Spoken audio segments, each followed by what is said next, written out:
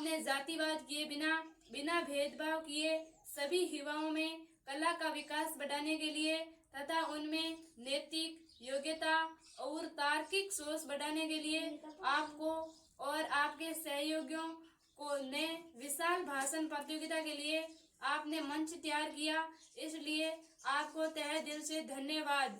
मैं आशा करती हूँ कि इस विशाल भाषण प्रतियोगिता में आपने जो प्रयास किए वो सफल हो। मैं शांति गोदारा राजकीय उच्च माध्यमिक विद्यालय पाबूबेरा बाड़मेर से विलोक करती हूँ कि इस विशाल भाषण प्रतियोगिता में मैं आज नशा मुक्ति पर अपने विचार साझा करने जा रही हूँ कि इंसान होकर जो नशे में धुत होते हैं इनसे बेहतर तो मिट्टी के बुत होते हैं। नशा आज हमारे समाज के लिए बहुत ही गंभीर समस्या बन चुका है तथा जिसके कारण सभी युवाओं का जीवन बर्बाद हो रहा है। नशे की लत अगर किसी व्यक्ति को लग गई तब तो वो चाहते हुए भी नहीं छोड़ सकता, जिसके कारण व्यक्ति की सामाजिक और व्यक्तिगत जीवन का नशा बहुत नुकसान पहुंचाता है। नशा एक प्रकार का नहीं होता बल्कि कई तरह का होता है, जैसे अफीम, बियर, बीड़ी, सिगरेट, ड्रिंक्स, शराब इत्यादि। पर सवाल ये है कि आखिर में लोग नशा करते ही क्यों हैं? हर इंसान के नशा करने के पीछे अलग अलग कारण होते हैं। कोई शौकिया तौर पर करता है तो कोई किसी के दुख को भुलाने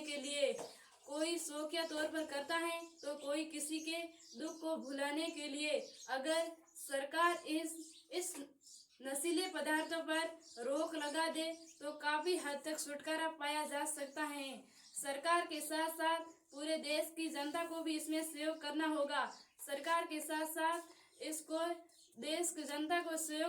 होगा। माँ और बेटी के गहने तो बिक गए हैं, अब है घर के बर्तनों की बारी। जब इंसान सिगरेट पीता है तो बड़ी शान से कहता है कि मैं सिगरेट पी रहा हूँ, लेकिन यह बात गलत है। आप सिगरेट को नहीं, सिगरेट आपको पी रही है। जो हर एक सिगरेट का धुआं आपके शरीर के अंदर जाता है तो आपकी जिंदगी की 11 मिनट कम कर देता है। आज हमारे देश के युवा के लिए, उज्जवल भविष्य के लिए नशा से बाहर निकलना होगा। हमारे देश में नशा मुक्त कई केंद्र खोले गए हैं। नशा बेचने वाले और खरीदने वालों को कड़ी से कड़ी सजा देनी होगी तथा नशा करने वालों को प्यार और सहानुभूति से समझाना होगा। ज्ञान हमें ये फैलाना है, नशे को देश से भगाना है। धन्यवाद।